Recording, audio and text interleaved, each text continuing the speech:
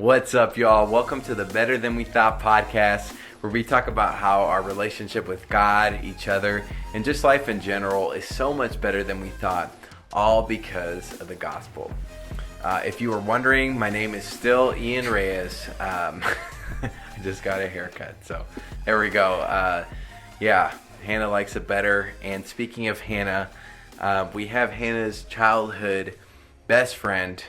There was a moment where I introduced someone else as Hannah's childhood best friend who wasn't.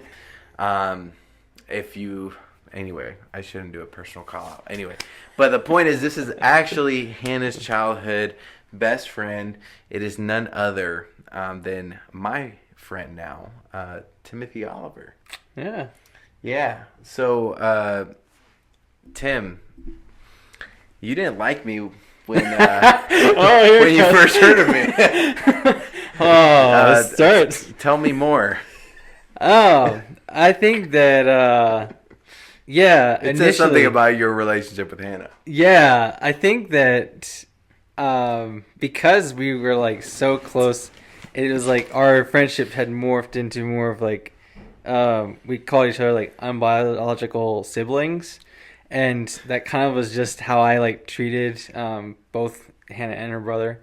And so I'm very protective of people that I care about. So when you kind of stepped around and she started talking about you, I was like, yo, like, because my first time I was like, yo, like this guy's he's a little slick coming up. The way I was like, no, he's Puerto Rican, I know. So it was like, like looking at this situation and being like, I see you. I see what you're trying to do. Yeah, and, I got you. I think that kind older brother vibes.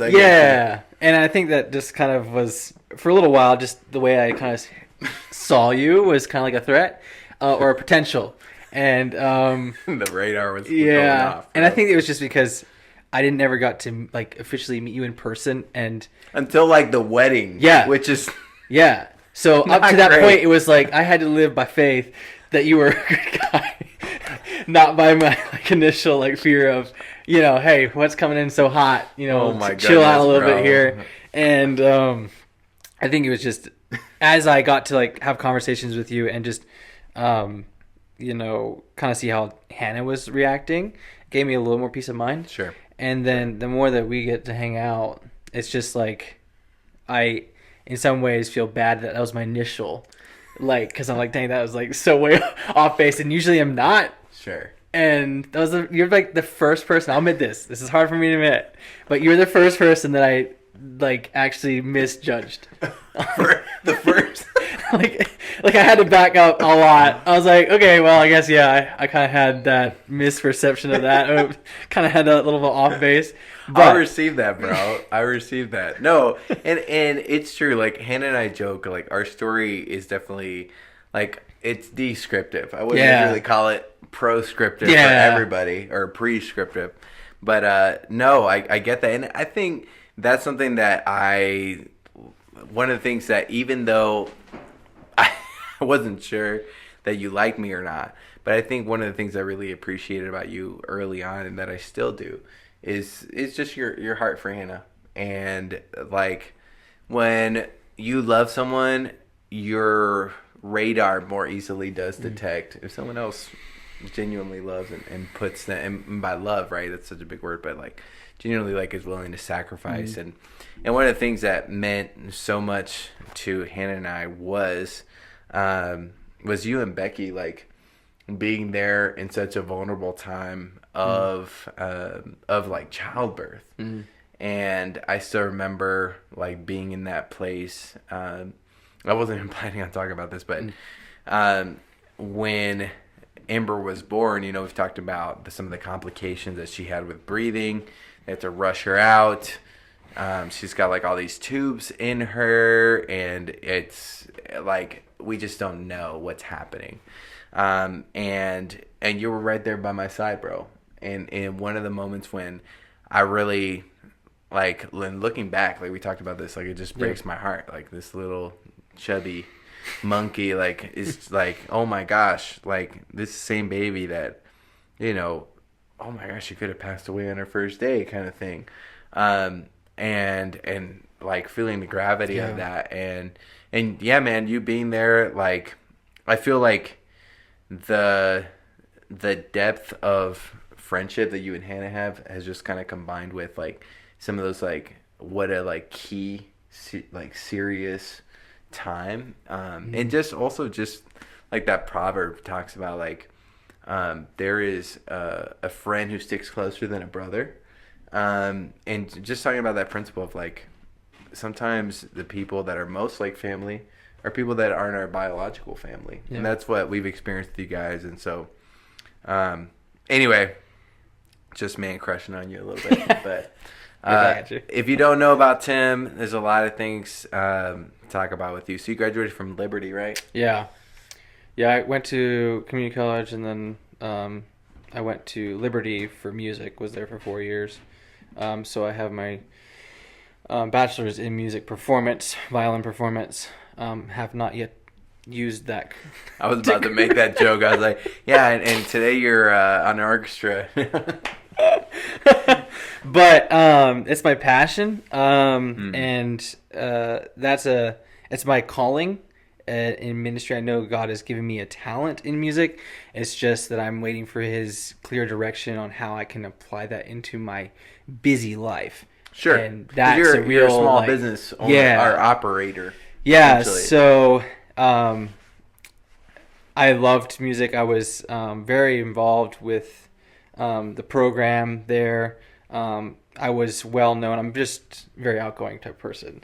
So, I mean, there wasn't a professor that I didn't know in the music department. I was in the music building every single day, did not take a day off. I was there every single morning as soon as they opened at 7:30. And I left when they were kicking people out, and usually like 10 o'clock in the weekdays. I just absorbed it. And I was also, I won a competition, concerto competition, so I dedicated all my time to music. And that's the type of person I am.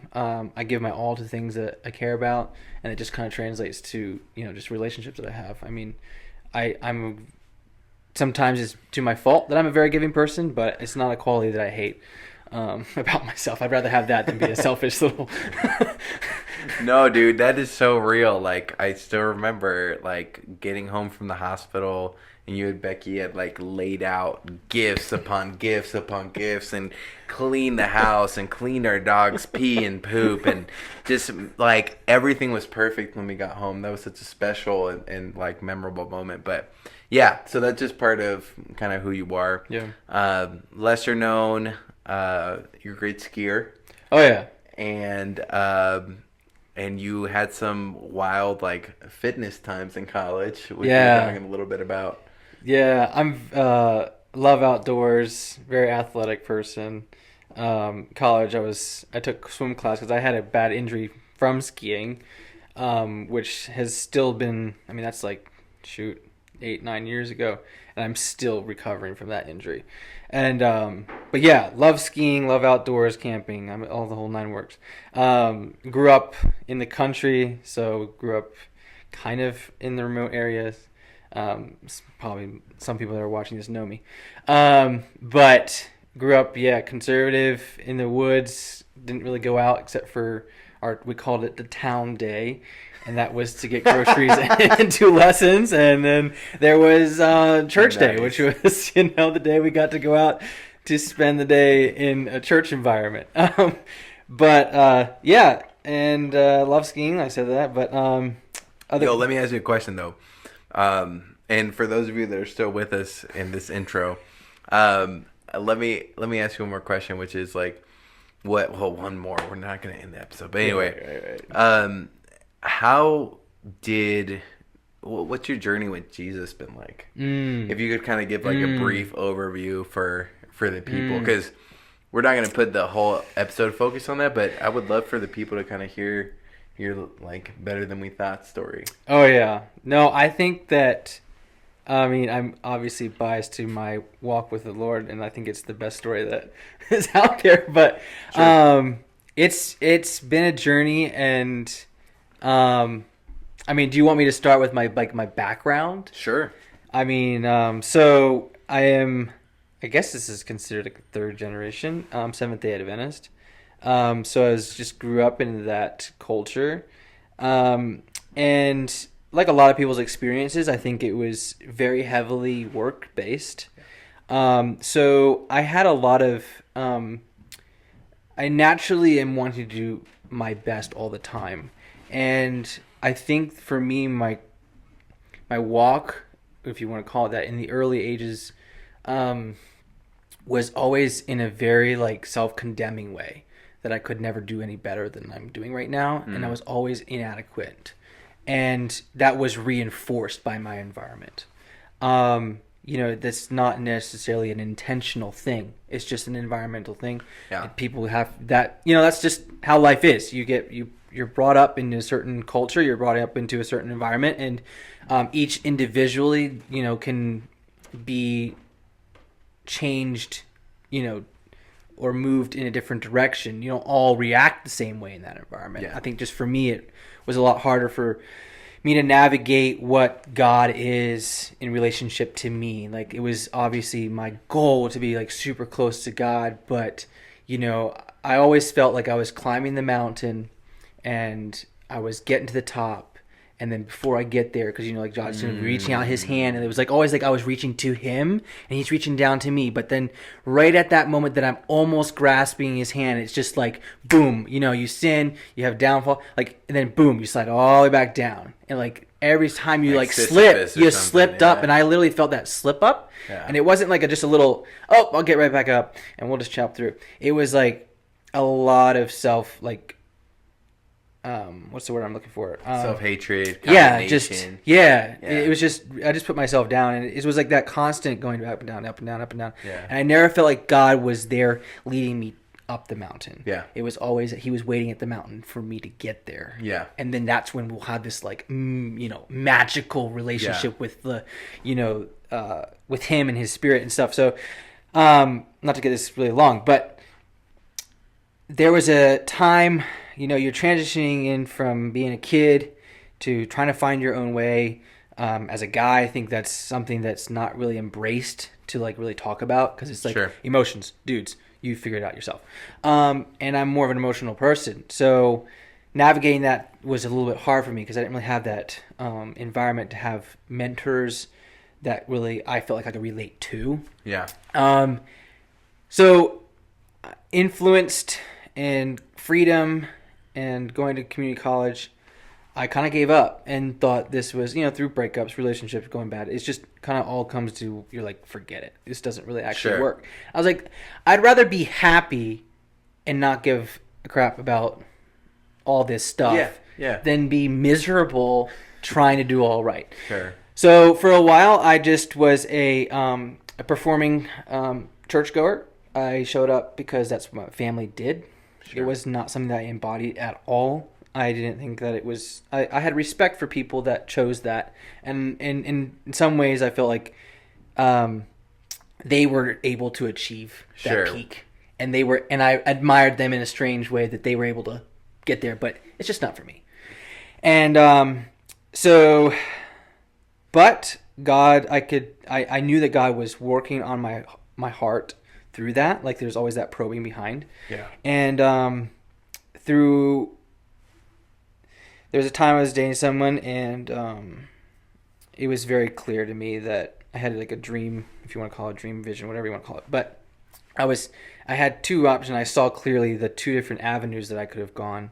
And if I was going down this way, this is what I was going to get.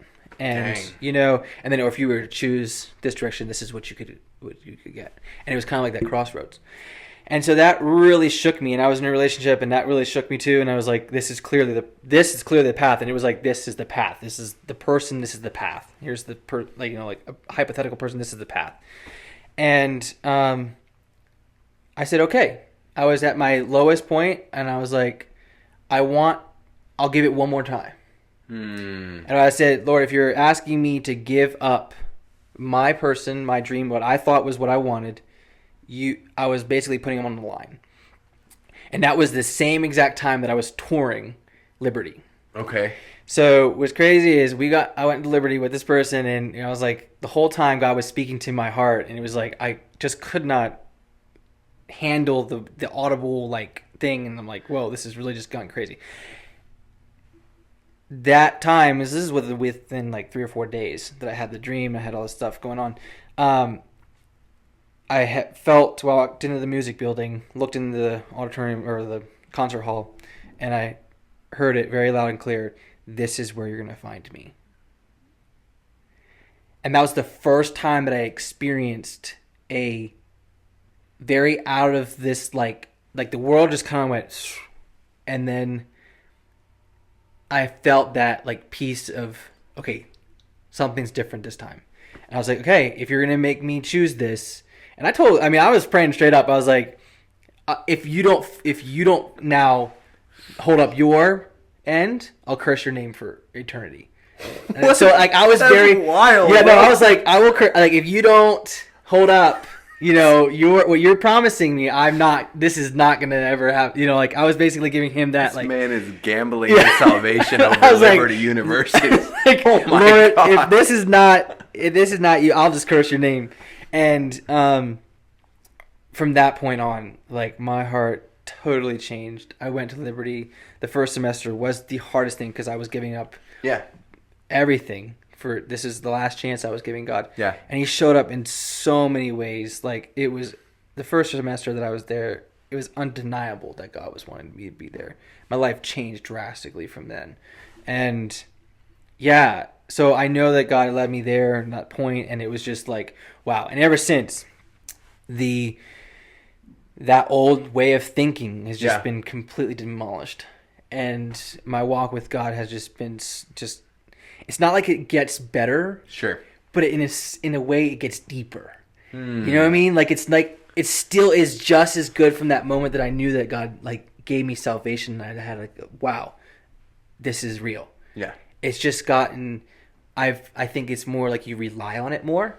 So now you're going through it. It's not getting better because it's not better. It's just good.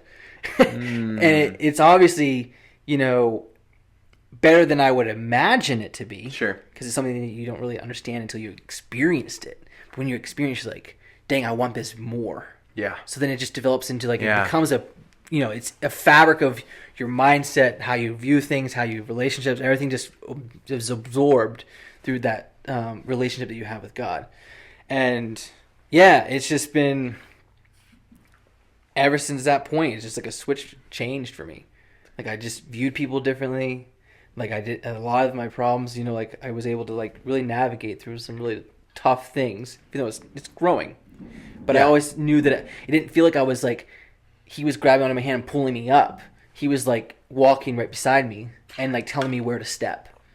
Like, hey, there's a rock right there. That's not going to be strong. Like, like let's step here. It was like a guiding thing. And that was where my heart wanted. But I think there was a time that I just stripped everything away because I was like, this is dumb. And that gave me that where God actually could reach me and really talk to me like, I want something different for you, not what you think you would want. Dude, thanks for sharing that. Yeah, it's kind of like when, I mean, it's so many times, like I know it in my story and other people's stories, like it's when you hit bottom. Yeah. When what you thought God was, when your concept, all those things, when it doesn't work anymore, right? That's when God can actually step in. And sometimes when, we give up what we thought was religion, that we can finally have a relationship with Jesus, right? And that's what it sounds like. And I love what you said there, that it's not that it's better, it's that it's deeper. And I think that's something that we've really tried to talk about in this podcast, is that when you're spending time in the Bible and you're you're just trying to get to know God more or include him more in your life, or even just make better choices, it's not to get something better from God. It's to grow in the experience, to deepen in the experience of what is already yours in Christ. And that's what we see over and over again. The fact that if, I'll just talk about Ephesians 1, that he's given us every spiritual blessing. Right. And Ephesians 2, that we're seated in the heavenly places. Like, what does that mean?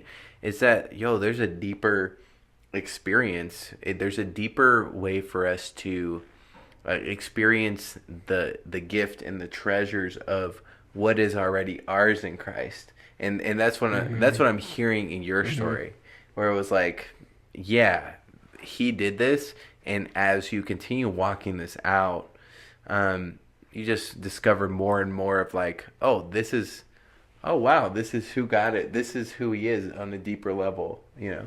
Yeah, I mean, you think it's kind of where I stripped my whole idea of what religion or how a relationship with God would be. Like, one very, like, pivotal moment for me was I was talking to one of my professors, and, like, just the atmosphere of having God be the focus everywhere, and you can genuinely see it in these people's lives. Yeah. Like, you know, I've never had the experience of someone coming up and stopping me in the hallway as a professor and say, hey, God put you on my heart last night, and I was praying for you last night, and that night was extremely difficult for me. And there was a point in the night that I felt God's peace. And then the next morning, someone comes up and says, you were on my heart last night, and it be almost the same time. You're like, shoot. Like, having that environment is crazy. But then the professor was like, I was just kind of talking about my experience and stuff and kind of just giving him a little more background about, you know, what I was dealing with. And he stopped and he looked at me and he's like, I'm going to ask you a question. How do you worship? I was like, you know, you go through the whole, well, I read my Bible and then I study and I go to church. And he's like, no. That's what you do. Now I'm asking you, how do you, as Timothy Oliver, worship the Lord? And that was like, what do you mean by that? He's like, what does it mean to you to worship the Lord? And I was like, I just never had that that question in that format. Like, what does this mean? I mean, I've been taught you get that relationship by the devotional time you had, or how many Bible verses you got to memorize that week, or like, you know. So he's like, no, think about it. What do you do that makes you feel like you're worshiping the Lord? And I was like puzzled by that, and it took me a minute to like actually think about it in that way. And I was like, well, I think when I play music, my heart feels like I'm worshiping the Lord. And he's like, why don't you just start there? And I was like, oh, I could do that. You know, because then it strips that whole like works that I had to do a certain set of things. So like, I don't like reading. Sure. Like, I don't. You don't. Like, I love listening, but I don't like reading. Like, so to me, it was a chore. I get distracted, and then I'd be like trying to read this, and it wouldn't make sense. And I was like, I don't understand this. This is just not my thing. So to have that opening my eyes to, it's not about what we're doing here. It's just worshiping the Lord. Like, that's all he's asking us, is praising him and being with him. And what does your heart feel closest to God? Do that. That's how you feel close to the Lord. Do that. Be close to the Lord. Actually start a relationship with him. Feel his presence. You know, be in his presence. So there was times, I mean, like, I would have a bad day, and I mean, I probably shouldn't have played violin as many hours as I did. I mean, I averaged about 22 hours a week, but there was times that, you know, I would just go in my practice room and just play. It wasn't even like I was playing a piece or, you know, a song or anything like that. I would just play off the top of my head. Whatever I felt like was what the emotion that I was feeling, I'd play, you know, just whatever that came to my head and just whatever came to my fingers. And it was a freeing, like, moment of, it wasn't necessarily a scripted prayer, but my whole being felt like it was a prayer to the Lord. So you were praying in the Spirit. There was no words, but it was the emotion that was going out. And I was like, that's what God wants. Because then I felt relief. I felt rejuvenated. I felt like God was there with me. I could handle this. I could get through this. But it wasn't like you know, they say, oh, mind over matter, it gets you through things. Okay, it wasn't even that. It wasn't like I was getting in the grit of things and like, you know, let me get my mind straight. Yeah. It was that my mind was becoming that with me just doing that. You know what I mean? It was actually calming my brain. I wasn't thinking, okay, breathe in, breathe out, breathe. No, it was just being there, doing that was causing God was filling me with that peace. And that's, if you want to say, it was better than I ever would have expected And that was where I was like, wow, we're all so different, but then we're all supposed to be doing this worship thing as a cookie cutter. And I think that's what most people, if you don't have that personal relationship with how you relate to God's, because it's a personal relationship. It's not a religious relationship. It's, you have to experience that in your own way. Now, when we come together, we're worshiping in a congregation, then obviously you're going to be worshiping in that structure. Sure. And that's a blessing in itself, because when you come together and sing to the Lord, that's another thing. And you do want to have structure. But when it comes to your personal walk, you don't get that unless you find out how you relate to God and how he speaks to your heart. Dude, this is some good stuff. This is some really good stuff. I think of maybe someone listening today that, you know, can relate to your experience. I know I relate to your experience with, it was, when it came to God, it was always so much about, you know, what I was going to do to perform, and so little about knowing him and even just enjoying him. Yeah. And to this day, I have to catch myself, because that programming can be so deep, where it's like, man, I'm only trying, I'm just relating to God for what my professor would say, that the T's and G's, the thank you and give me, right? That's the only way I'm praying, as opposed to like actual, like, I feel like that's something I'm still learning, like what praise is, and just to like, oh man, God, like, genuinely you are amazing, and genuinely, you know, I'm going to take a second, I'm going to take a moment and put my mind off of what's going on. I'm going to take a moment even to take my mind off what I specifically feel. I'm going to get there, but I'm just going to like put my mind on you. And for a lot of times for me, that is also through music, you know, a worship video or whatever it may be. But yeah, dude, I resonate deeply with that. This is so good. And it kind of, you know, talking about the deeper, you know, now it's gone into the season of fatherhood, which, by the way, is the topic of our episode. We finally made it. We probably have like one person left, and it's probably Paul, who's editing this episode. But anyway, talking about what were the exact words I had for it? Becoming a dad, things they don't tell you. There it is. I've been thinking about that one. Becoming a dad, things they do not tell you. So Tim and I were going for a run, and we did go for a run. We didn't just go for a run either.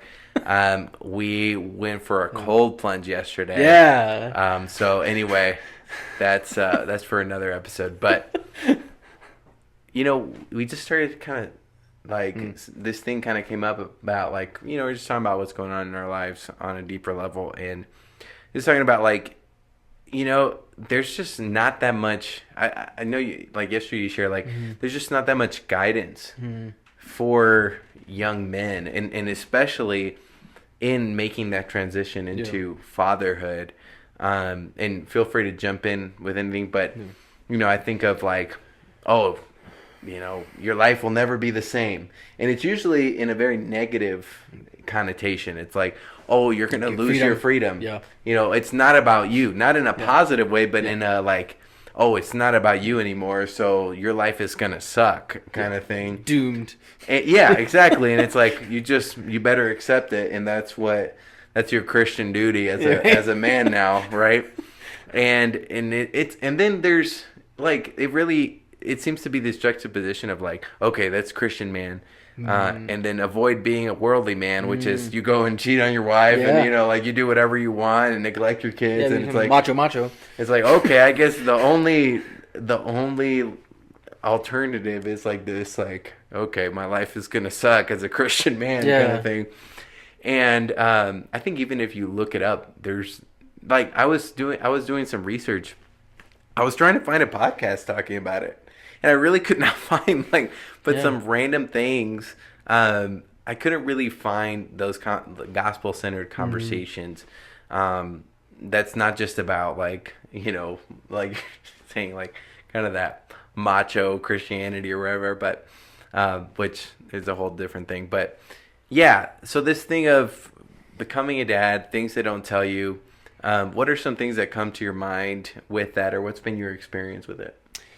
Yeah, so I mean, not a physically able to hold my child yet, but the mental has definitely been starting, and just preparing. For background, Yeah. I'm 5 months in, so this is not a conversation of like, wow, very experienced dads. Yeah. But I will say this, and then your baby's on the way. Yeah. But I will say this, that there is a different, obviously if you're like a super experienced dad, this may not be for you. But I will say we're fresh enough to actually know what it feels like. Yeah, we're right here in the deeps of it. Yes.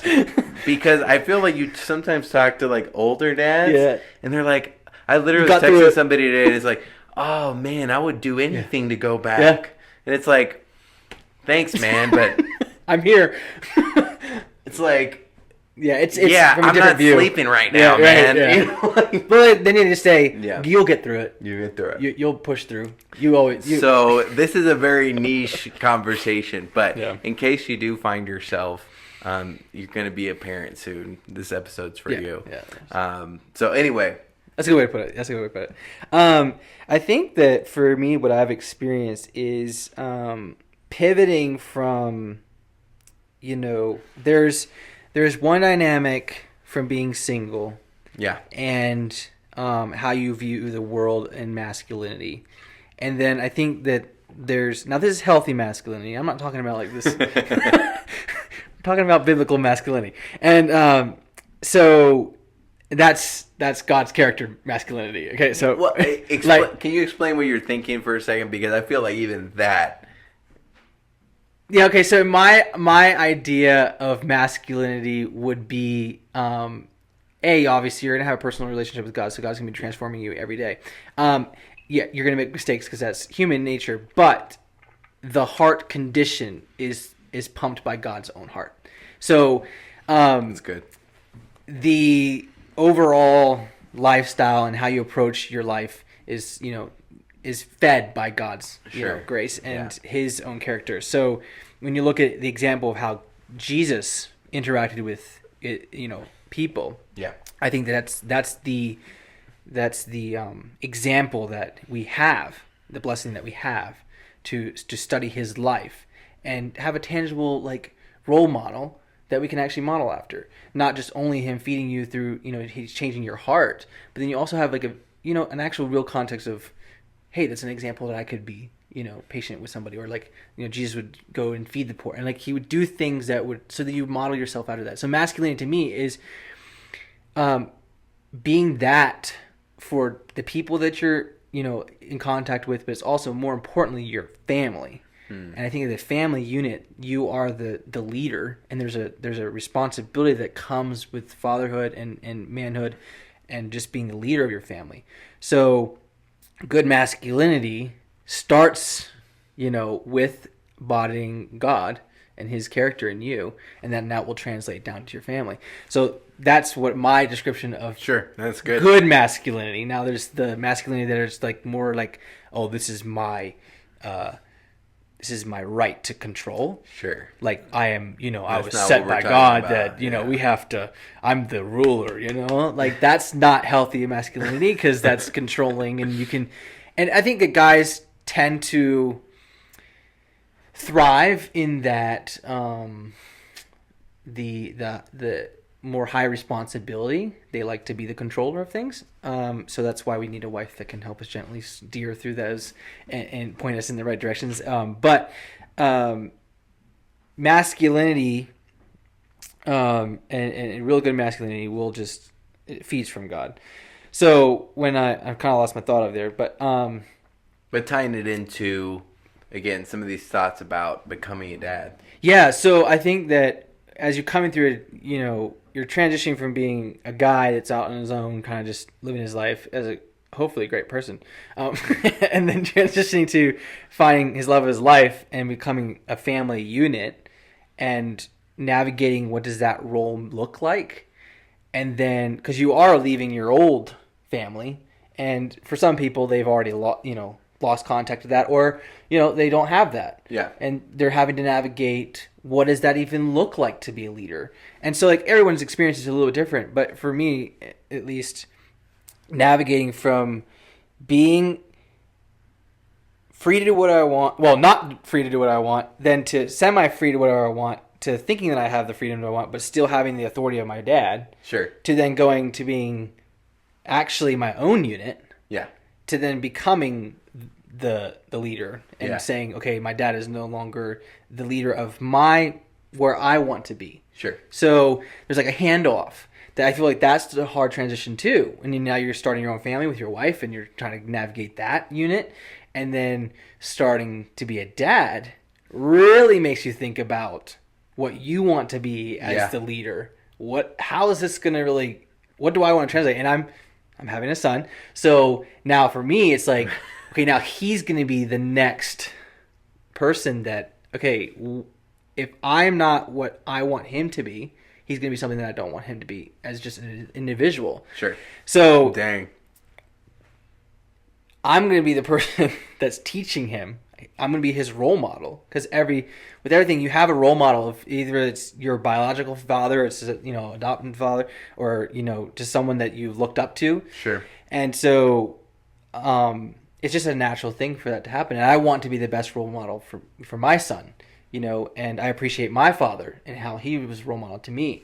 And I think it's very hard because there's not a lot of people that will talk about those like most men won't talk about the emotions that they have to like navigate through when you are navigating your identity as a young male to a married guy to now a father. You're talking about the identity shifts, and sometimes there can be that lack of support, or even just lack of thought, because I compare like Hannah's preparation of like even before she got pregnant, like starting to listen to podcasts and like really thinking through it and praying through it, as opposed to me. And in my original thought when I first found out we were pregnant and started planning, was kind of just like, all right, I'm gonna take 2 weeks of parental PTO or whatever, and then I'll get back to doing my thing, and there'll be a baby in the house. That was my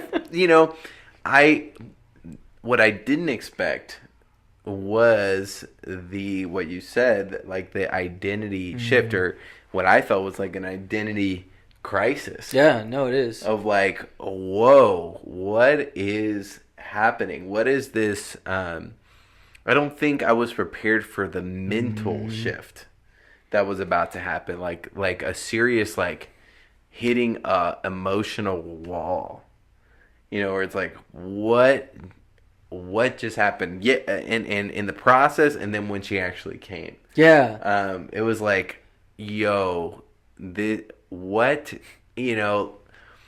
like that feeling of like truly like all these things at once of the protection, but then also what I didn't expect was a shift of priorities, where it was like, oh, like my dreams and my visions for the future, like, oh, they're shifting. And that didn't happen all at once or in like one like time of reflection. But, Hannah and I were reading a book about, it was about nurturing parenting, which somebody just threw up by me saying that. But it's a great thing. And if you don't think so, see me out back. No, I'm just kidding. Anyway, the point is, it really is a great thing. But it was talking about how moms have their brain shift, and becoming a parent is the biggest mental shift since puberty in the life of an adult. So when the moms have that process start during pregnancy, right? Dads usually don't have that process until they're actually holding the baby, right? In terms of like the full culmination of it. Because I know there's already, we were talking about some shifts that have been happening for you. Yeah. But I know like again, thinking about, wow, I'm going through a second round of like puberty, like that seismic shift of emotions and like maturity, um, that again, I had heard about, but I was not prepared for how, I didn't have a game plan for how I was going to manage those emotions. And also even just preparing in the sense of, man, you know what?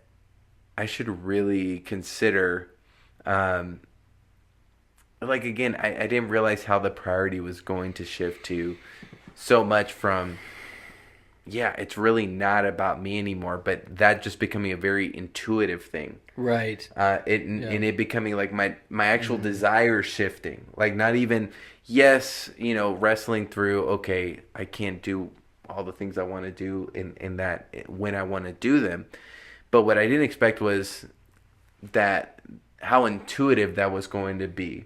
I feel like I'm trying to explain emotions in a lot of words, but any thoughts on that? Yeah, I think it's where for fathers, I mean, I've been doing research. It's like, okay, I gotta obviously prepare for this. Yeah. It doesn't feel tangible to the guy, and I think that there's only so much mental preparation that you can really conjugate because you really don't have. I mean, we're people of you gotta have something tangible. Sure. And so when it's shifting, for at least for me, I still haven't had the physical and I'm like, okay, well, I'd like to prepare for that. So I want to do some. I'm looking around, I'm looking at books. I'm like, but it's almost like the resources that you get are like, okay, so show up for your wife. If you don't know how to do the dishes, start learning how to do the dishes. If you don't know how to cook, start learning how to cook. Like they're like task-based things. Yeah. They're not, hey, you may feel that you're inadequate to be a dad. Yeah. Oof. That hit me early. Yeah, it hit me. And I was like, but what if how I think that I'll be a dad is not how I'll actually be a dad Sure. in the moment? Yeah. Because, I could do like, oh yeah, I'm all right. But then it really actually starts to like hit you because you're like, well, what if you ain't? You're like, oh shoot, like I may not be. But then, it's the emotion of you're navigating not only like saying, okay, how do I now support my significant other, and now I'm gonna have to take care of the baby. It's also like you're saying, like the shift of how you even relate to your goals. Yeah. Like I want to talk about that for a second. Like, what I mean? Like how you relate to what you've like, because I've always wanted to do this certain thing, and then now there's like this little seed that's like growing in to say that's this whole thing that I had planned is like not important anymore, and I don't even want it. Like it's like what I really was pushing for in my own life. I got this. It's like this little seed is now slowly growing. I'm like, well, I don't know how to deal with that. Like, okay, how do I navigate my responsibilities with what I think that is good? What if I make the wrong decision? What if I'm not as supportive as I should be? Like you wrestle with that, the conflict of what you had previously always thought through, and then now it's a shift, and it's like it's not very tangible yet. I mean, for you it is a little more tangible, and you're going through a little, further. Sure. But we're kind of in that same kind of figuring things out. And I'm fortunate to have you around to kind of like bounce off of it. I think I could get a little bit of, pre-take on things. I mean, so to organize, because sorry, Mom. Even having this conversation, like it's like, and if you're listening too, you're probably like, yeah, what are they saying? Because it's trying to explain these really deep emotions in words can be really challenging. But to organize it a little bit, we're talking about the first, becoming a dad, things that they don't tell you. The first thing that you should probably know or consider is that your desires are going to change. Yeah. Your desires are going to change. And I think Tim just put it in a really, really clear way, because I experienced the same thing, where it's like, wow, I've been working towards a goal since I was literally freaking 16 years old. And oh my gosh, that goal doesn't matter nearly as much as loving my wife as taking her, desires into consideration, as thinking about the way that I'm going to raise my daughter. I still have those dreams. I still have, things I want to do. And, and I bring them before the Lord. But my desires have changed. And I think that's the first thing that I don't think people tell you is that, while I'm still the same person, there's been serious change and shifting within me. And I don't think I'm alone. So I think that's one of the first things about becoming a dad is that I think truly, and, if I'm just blowing smoke, somebody tell me. But I think the way that God has designed it is that when we're walking with Him in the Spirit, He truly, the way that He has set it up is, and again, even biologically, and science tells us this, there is a shift that's going to happen. And so if you're feeling like, oh, I'm not that connected with the baby yet, or if you're feeling like, oh, I think I'm going to be super selfish. Number one, like Tim talked about, cultivating that relationship with the Lord, deepening that, because I think when our hearts are aligned with His, you're going to get a lot of help. Yeah. Your desires are going to shift. There's going to, one of the greatest drivers of change, Rachel Cruz says, is pain. Pain is a really, really good teacher. And so if your experience is anything like mine, you'll probably hit some kind of wall, and that's where God is going to teach you and kind of launch from there. But I think that's the first thing. Yeah. Is that your desires do shift when you start becoming a dad. Yeah, and this shift is more of like at least for me, the shift was kind of the shift was more like a weight of responsibility. Yeah. It was like that it really felt like I was responsible now. Like what I had thought was what I wanted kind of shifted in the sense of there's something deeper to my purpose in making these decisions. You know what I mean? Like now it's not just a dream. It's going to be it's not just going to change like your lifestyle. It's going to be changing your life trajectory of it's not just you now.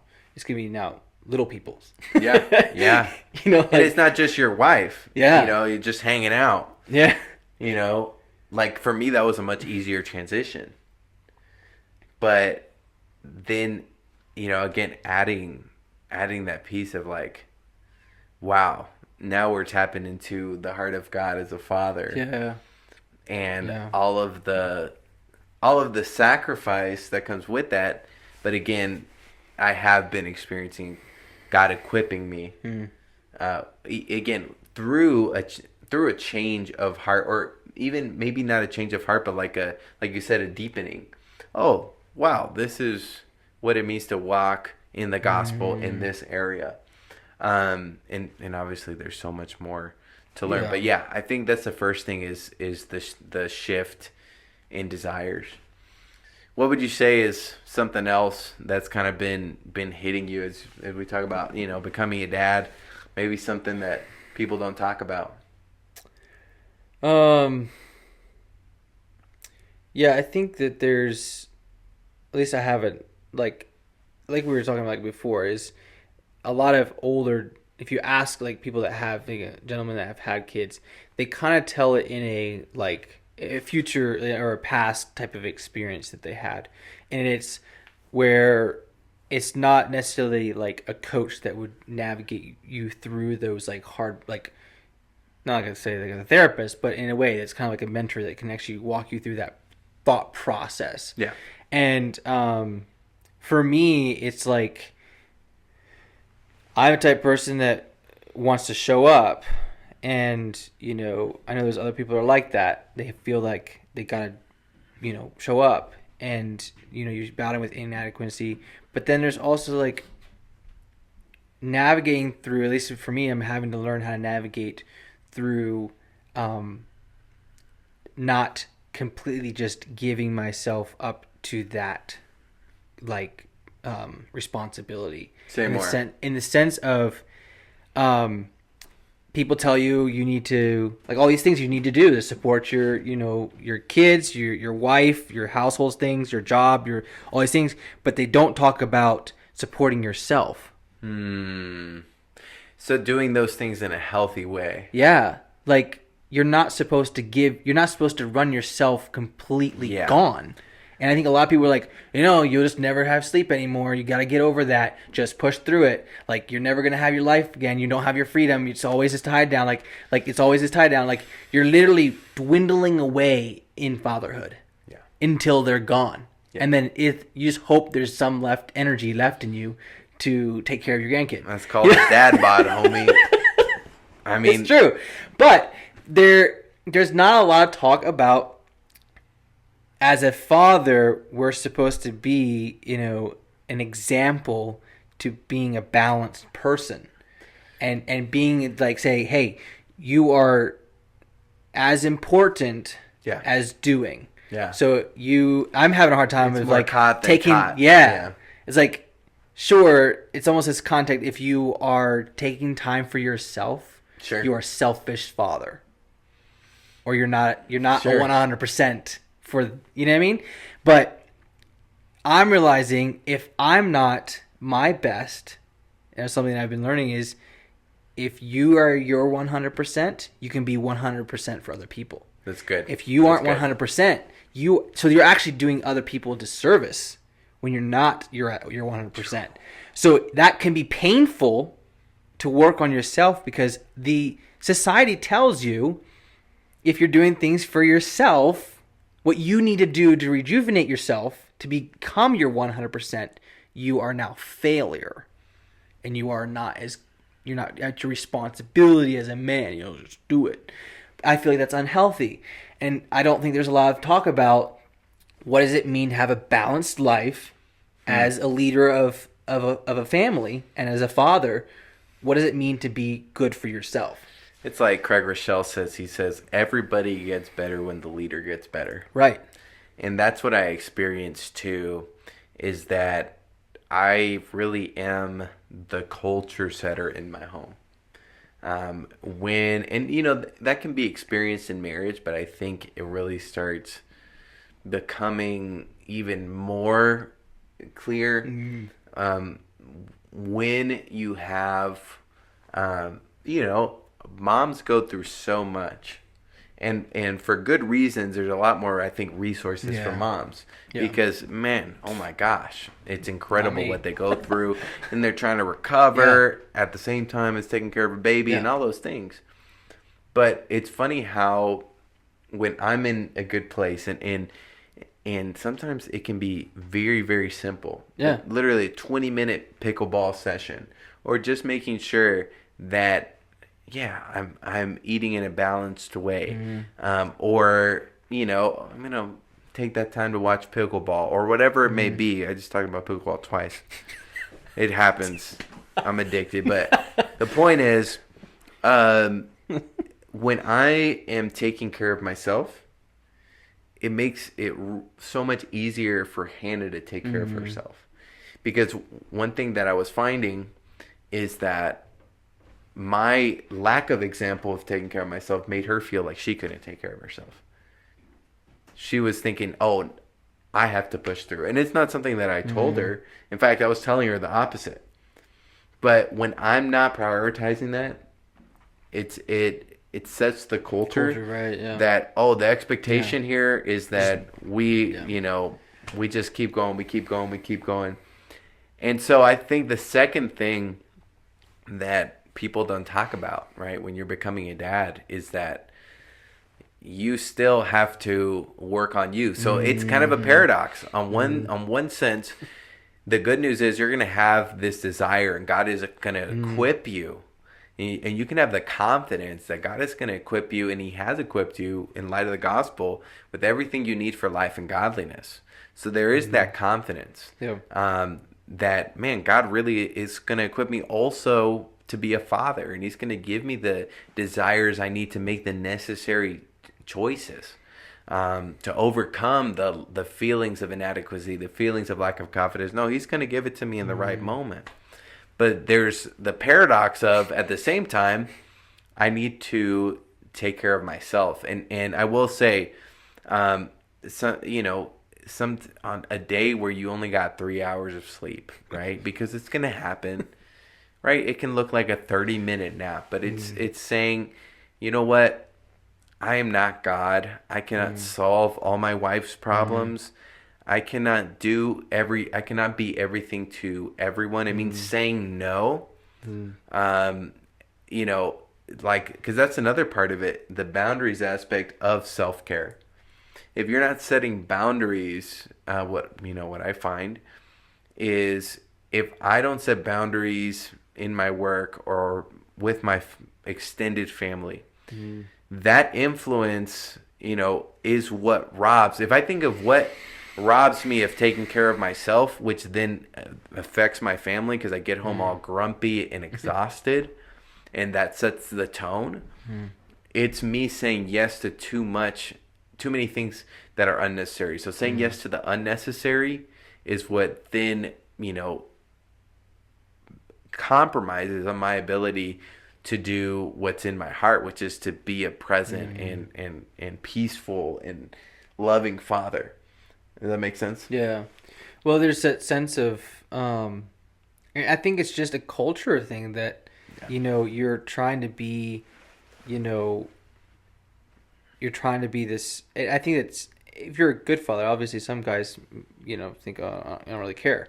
And that goes back to, you don't feel like you're really letting God change your heart. You probably don't have that relationship with God. So we're talking about this in the sense that God is working on your heart. But I think that to kind of like go on the other side, if your listener is kind of like in that state of life where they're still trying to figure out who they are with God. Yeah. They don't.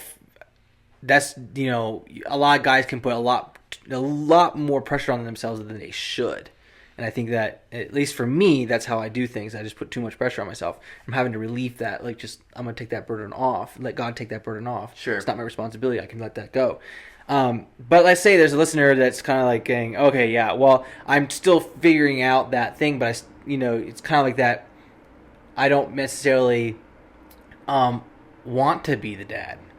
And it kind of was like, I didn't really want this to be this thing. And you kind of feel detached from this experience because you're like, why didn't you even want it in the first place? Sure. And I feel like that whole, obviously I didn't have that problem because I wanted this, Sure. very much. But I think there is a side of, someone listening may have that where they're like, not resentment, but kind of a thing where like, I don't want to be a dad, but I'm going to have to be involved so that I still am a good person. You know what I mean? You're talking to the homies out there that it was an accident. Yeah. Or a I don't like the word accident because I think that everything was planned. If you, it was in God's. It's not an accident. It was in God's plan, not mine. But let's be real. Nothing's an accident. Fine. Actions have consequences, and there's some actions that only have one consequence. It was a God's plan, baby. Yeah. And I know that there's some people that Yeah. It's everyone's experience with kids is differently, but I think there may some people have that, and there's not a lot of talk about that either. That how do you navigate the disconnection from wanting this, and struggling with how do I now change my thinking? Because you're going to start feeling that responsibility as well. Now you're going to have a conflict that you feel the responsibility, but you don't really want to embrace that. And there's not a whole lot of that either. Of like, am I ready for this? You know what I mean? Like, obviously, we both really wanted it, but I know that there is situations that people are now struggling with the idea of. Dude, I'm gonna be a dad. Shoot, and I'm not. Bro, even wanting it, like the first few weeks were really hard for me in that regard. Even having chosen it, even wanting it, it was like, shoot, maybe I wanted this later, right? Well, it can be that way because you're putting so much. Now I'm gonna have to be this like. Yeah. What I think is like, even with religion, you're putting this thing on a pedestal of what you're supposed to be, and you're not letting God create you to be that way. Yeah. You know what I mean? You're like forcing yourself into like other people's perception, and you're caring about those perceptions of, you know, what society has said is a good dad. Like if you do something different, now you are out of this what people would think was a good dad. Yeah. And I think that God can really work on, you know, those situations that maybe you feel negative to the experience. Like for me, I mean, to be really real, you know, like you said, even though you want the kid, now the responsibility can cloud your desire for it. Because then you're like, shoot, I don't know if I'm ready for this responsibility. Sure. I thought I was, but now maybe that it's real. Yeah. This is maybe too much. Yeah. And maybe I should have. I mean, there was a time where I was like, dude, my finances are not ready. I probably should. This is probably not a good idea. Bad idea. But then again, you can't change it. No. But there's that war that you're like, and I found that just surrendering that to God was the only way that I could really navigate through that. Yes. And that's the only freedom you're gonna get. That I'm not gonna allow this feeling to rule me. I'm gonna accept the feeling is happening, and just know that this is part of the process of caring. Because if you care, that's all that matters. That's so good, because it's funny how many issues come back to the same solution, which is I'm going to believe God's word over my feelings. Because if there is a dad out there in that place, you know, number one, we're saying, look, you're not alone. Yeah. We might not be in the same situation, but I think everybody goes through those feelings at some point. Yeah. Especially when it's new and you can still really remember your life before. But having said that, understanding that the gospel has something to say to you, which is it's saying, look, you have been equipped. And I keep talking about that the verse in 2 Peter chapter 1, that you have everything that you need for life and godliness. Like, take that in for a second. That the Holy Spirit, because he lives in you, Holy Spirit in you is going to help you navigate every single challenge and every single child-specific challenge. Because, you know, we have a lot of friends that are having babies and all stuff. Every child is different, and they have different needs, and they have different, honestly, like, to not to sound too pragmatic, they have different pros and different cons. You know, some sleep, and some are boring. You know, it's just like, just throwing it out there. You know, some are, you know, my baby's super entertaining. Well, goodness gracious, you know, she has some challenges sleeping, right? Yeah. But I think a thought that has been really freeing, and maybe this is something that again, like, people don't talk about, but and again, just like you said, this is all in light of the gospel, in light of the Holy Spirit living in you. But I want someone to hear this, because someone told me this. You are the perfect dad for the child he has given you. That child could not have a better father than you. Like, receive that as coming from the Lord. That's not coming from Ian Reyes.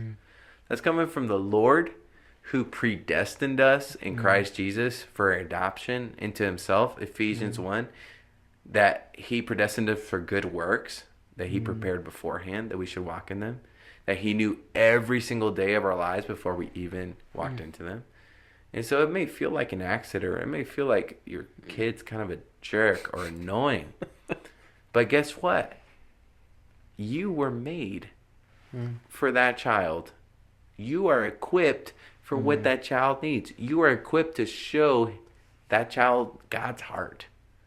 You are the perfect match. And that is not positive thinking, and that's not worldly BS. That is from, like, straight scripture right there.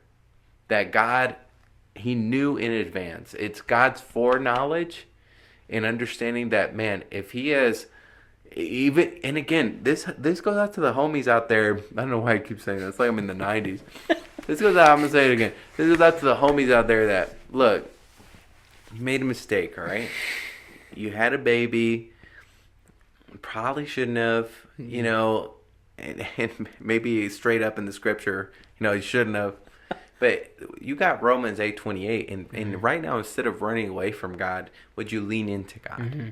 Because he promises that he will work all things out for the good of those who love him and are called according to his purposes. And so what you need to know is that at the end of the day, if you will lean in, this world will be better off with that child in the world. You will be better off because you made that mistake. Mm-hmm. In a crazy way, God is going to work it out. And it's not that it's not going to be painful. It's going to be extra stressful, right? Because God's plan just works out better. But guess what? That's where grace comes in. Mm-hmm. Because I think what we find out, Tim, and I don't think this is talked about enough, is that, man, sin beats us up. Sin will beat you up. It sounds awesome, but it beats the hell out of you. Yeah. And it just makes life so terrible and complicated. And so what people don't understand is grace is not a license to sin. Grace is literally the opportunity and the empowering to walk in freedom. And it's also the thing that, you know, washes, and it's the remolder. Grace is what God uses to, you know, break the pot, mm-hmm. and then melt the pot down, mm-hmm. and start molding it all over again into something more beautiful. Grace is the stained glass that God uses, and it's beautiful what he can do. So anyway, that's all tangent, but I think that's another thing that, you know, I think people don't talk about is that, you're going to mess up. Yeah. And maybe you already did, but maybe you're going to mess up in the future. You know, there's some of us like, oh man, I did everything right. You know, I waited till marriage. Everything's going to work out for me, right? No. Life on this earth is hard, and it's challenging, mm-hmm. and there's sickness, and there's disease, unexpected death. But God promises this, right? In this world you have trouble, tribulation, but I am with you. Yeah. I am with you. And if we have God's presence, we can walk through whatever this life throws at us. Yeah, that's well put. Something that just a thought I had was, at least for me, how I felt grace was working in my life was it's a freedom from sin, but it's the freedom to forgive yourself of sin. Like God gives you grace to forgive yourself from your sin. Dang. And I think that's good. That's the hardest thing for, like, I know every guy, you know, guys usually tend to internalize their feelings and just become machos. And I just want to, like, you know, put this out, you know, that's how, like, just this trip, just having you around just to bounce things off of is giving me a lot of clarity of just feeling like comfortable. And like, for those people that are listening, it's very important. And I'm realizing that it's important to put yourself with people in a community that will uplift you. And I don't think there's a lot of that out there either for dads, new dads. I mean, I know there's obviously are resources. Sure. But it's not necessarily obviously you have the cases that have that, you know, opportunity, but I do think that it's not a wide standard thing to encourage that in your, you know, everyday life, that people are going to say, hey, you should join a father's group or get with somebody that's going through it right now, that, you know, that's maybe a couple stages ahead of you, but not people that are like, you know, grandpa mentors. All your problems. Let me tell you how not a wise man be like, now, Sonny, I'll tell you what you need to think about this, because that's just not support. And I think that for new dads, and what's not really talked about is find your support. Find somebody that you can, like, say, hey, and I think it's just a general thing for guys, and you gotta just put your pride aside.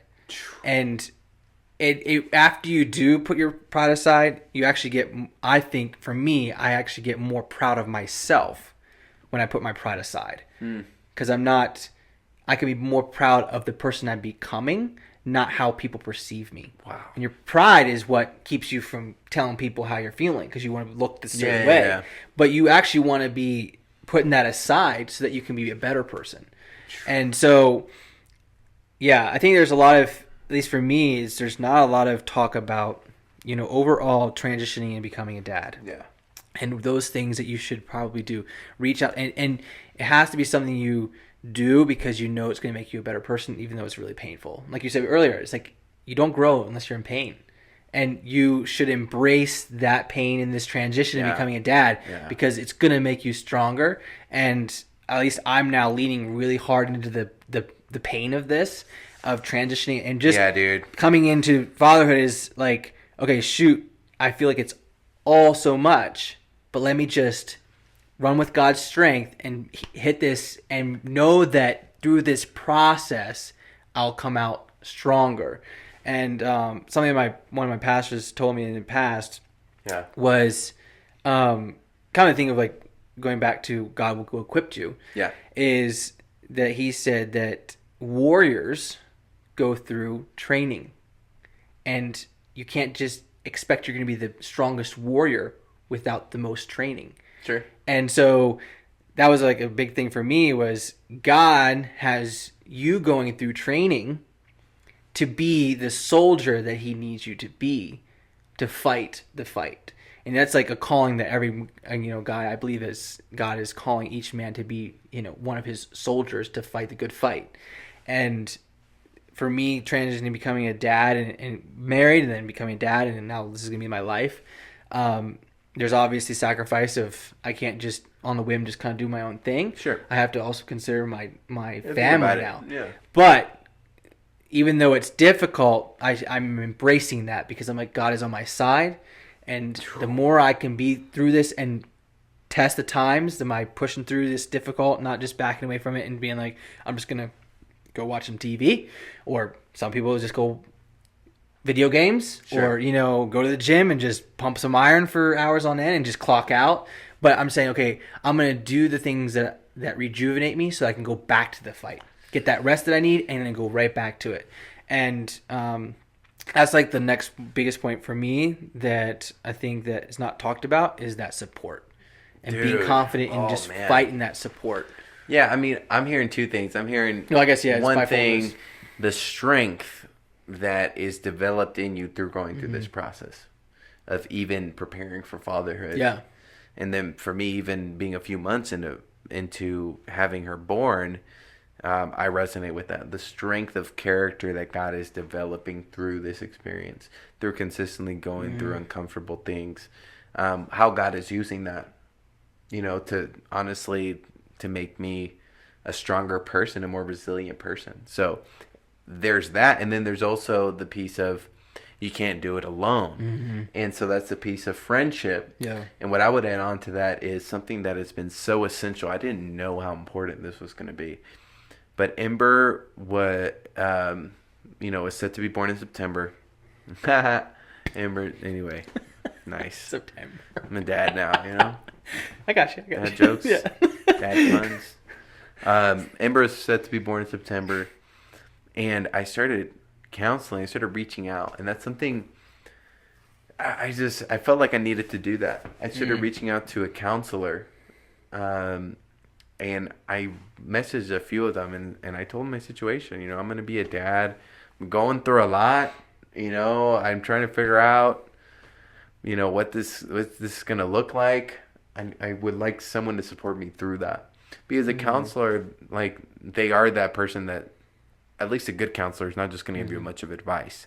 They're going to ask you the right questions and help you process your emotions, which can be really challenging.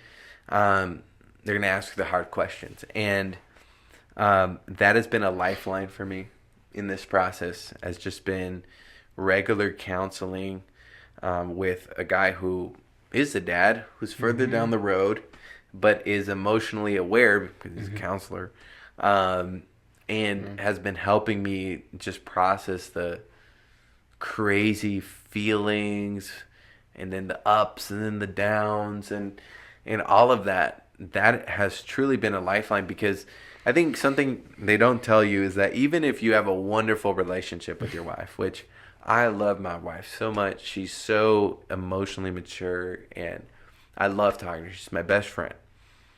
Even with a great relationship with your wife, though, yo, she's going through a lot. And if you're relying on her to be your emotional support, that emotional support might not be there in the way that it was before, right? And I'm trying to be gracious because they're doing their best too, right? Yeah. And so that's where something that has helped me is actually having someone there just to help me support me emotionally. Friendship, and then also that concentrated regular time of counseling has been a lifeline, bro, because I think that is what has helped me not make rash decisions. Because the crazy feelings has sometimes made me want to, I gotta fix it, you know? Right. And you know, see me for a private convo if you want like details and stuff. But like, you know, you can read between the lines, whatever. But just like, you know, trying to fix situations and I gotta do this and that, like, where it's like, yo, no, it's all right. Like, you're good. You're not the worst person in the world. Yeah. If you said something snarky to your wife, or if you were not as patient with your baby, like, it happens. There's emotions, like, you know, and helping me process that in light of the gospel, because that's one thing is a Christian counselor, somebody who shares your values, because again, like Tim pointed out, there's very different definitions of manhood. So that's really the next thing is that, you know, we've talked about these things that people just don't tell you, is that you need to do it. You need to have a plan for support. Yeah. You need a plan for support. Whether it's counseling, it's probably a combination of counseling, close friendships, people that are going through it. Could be men's group at your church. But truly, not just to receive information, but be able to process and be completely real. Maybe one more that I would add, and Tim, feel free to add one more, but I think the last one that I would add would be what people don't tell you about becoming a dad is the joy of it. So there is something so cool when you realize that what people said was only a half truth. You know, people say, when you become a dad, your life is over. But I think it's really important to realize, and at least something that I've discovered in my experience, is that one life dies, but another life begins. And the new life that's just begun is actually kind of deeper and more meaningful. And in some ways more fun. There is a joy of having that little baby there. And there's a joy in seeing your wife become a mom. And I know some of you, your experience is going to be different. You know, maybe your wife is having a hard time with it, whatever it may be. But the joy of walking with your wife through that and seeing her figure it out too. The joy of, it's kind of what you said. I don't know if I would use the word pride, but the feeling of accomplishment when you're like, holy crap, I am a dad now. Like, I am supporting my wife. Wow. It is 3 a.m. I did not feel like washing those bottles, but I just did. Right? Yeah. And, you know, if you're single out there, you're like, yo, this is a great form of birth control. And you know what? Take your time. But having said that, yo, it's also so much fun. There's so much joy. And I think that should be stated because I'm going to say this, and if I get canceled, I'm willing to go down for this. There is so much freaking money and resources and time and propaganda that is put behind killing babies, okay? That's what abortion is. And I get it's complicated and controversial and it gets weird, but that's what it is at the end of the day, y'all. Like, you cannot tell me anything else from the Bible. And I'm not talking about that God can work it out for good. And yes, but in terms of killing a baby, like, yo, it's a baby early on, like super early. You can tell the gender within 6 weeks nowadays. Okay? So there's so much propaganda about how terrible babies are to have, and how they're an inconvenience, and they're going to drain you of your money, and they suck, and all this stuff, that somebody needs to hear from a man, not just a lady, but from a man. Yo, babies are dope, okay? They're so fun, and they know you. Yeah. They respond to you. They the way they look at you, it's like you're their whole world, and the foundation neurologically that you are setting by being a present father is going to pay dividends down the road. It just is. I mean, we're barely experiencing the surface of that, but the holding Ember when she was like a few days old, and she just would not stop crying, or like, you know, it's like, oh my gosh, why can you not sleep in the bassinet like a normal baby? Right? It's like, what the, oh my gosh, I'm going to die. Right? But holding through it and being patient and going through it, I'm seeing the dividends even 5 months down the road, where she knows me. Her eyes light up. It's so fun. You know, and yes, there's still challenges, of course, and there's going to continue being challenges. But the point is that somebody needs to stand up for the babies and say, look, if God allowed it, and I'm not saying that every situation is the same at all, but I'm saying if there's a baby, and I'm speaking to the guys, yo, step up and raise that baby, because God will give you the strength for it, and it's going to be a lot of fun. So just do it. I like that. I was like not expecting that, but I really like that. And I think that's, if I were to think about something else that they don't talk about, it's a negative, and throughout this whole entire time, we've kind of come back to that same thing. It's like there's always a negative like stereotype to being a dad, and when I found out that I was gonna be a dad, it's just like there's a whole lot of feelings, but there's just an excitement, like happiness, like you're like, yo, this is like dope. Yeah, like no, I'm using dope, but like it can be. I think there is that. It's almost like for guys, it's all negative and for girls, it's like, wow, you know, you're becoming a mom. Like it's always like this super like, wow, you know, like coming into motherhood. And the like dad's just like grunting in the corner. Yeah, they're like, you'll have it. Everyone's like wooing over the mom, and do for respect. Good reason. Do respect. I would not want that. I would not. Like my wife had nausea. Your wife had nausea. Lord, I would not want. Us. I cannot do nausea. So hands down to that. So I would never. I would not choose the latter. You know, but there is that. Guys and fathers are going through a lot too, and they're feeling a lot of things too. And I think that you can sometimes feel isolated from the experience until the experience becomes more tangible in a sense. But when I found out that I was gonna be a dad, there was a whole lot more emotions simultaneously happening that I just didn't know that was possible. Like it was like, like 4th of July, the last grand finale is just like everything's going off. It's just like you don't know what you're feeling, but it's just a lot. And the joys of knowing, wow, this little guy or this little girl is something that God has blessed me through, but it's a part of you too. It's an extension of yourself. And so, coming from that, you have to really, I feel like you have to embrace that. Yeah, you do. This is a little mirror of me. This is a little me right here. So you're gonna start seeing things you don't like because it's little things that you don't like about yourself. Sure. But that joy of knowing that, dang, I'm gonna be a dad. This little guy's gonna be. We're gonna get experience life together. I'm gonna be the one that that he's gonna look to and say, Dad.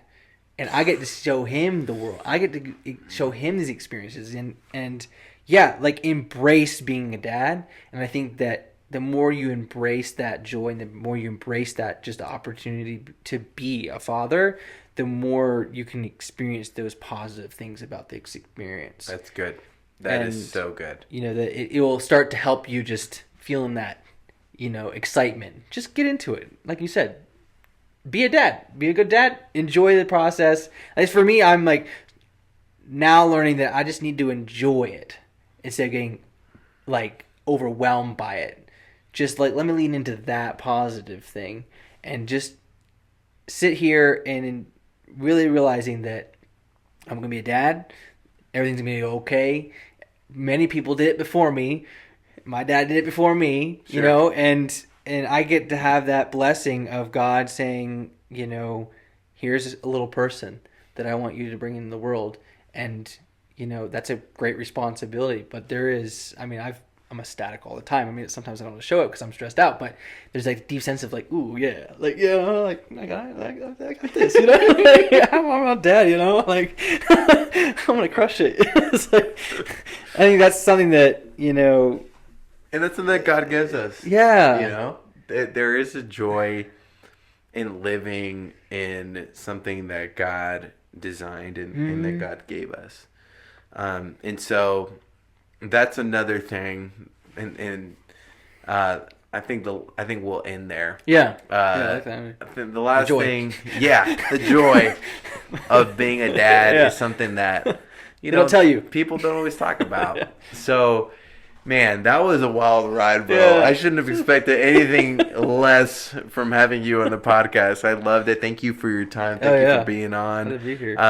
Thank you for everybody that stuck with it. If we said something you don't like, just comment below. So if you're like, man, I want to start a dad's group, well, send me a DM on Instagram or whatever. That'd be dope.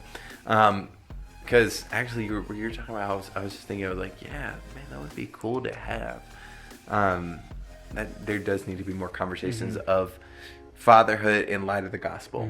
Not just fatherhood in terms of like, all right, everybody, we're gonna follow the 10 Commandments, guys. We're gonna lay down the law and biblical submission. It's like, that's not really actually biblical Christianity. And that's not like biblical manhood or fatherhood. There's a whole different dynamic when you start bringing in the gospel and when you start thinking about what does fatherhood look like in light of what Jesus has done, in light of his death and resurrection, in light of our new identity in Christ, in light of the new heart he has given us, in light of being new creations. What does it look like to be a father?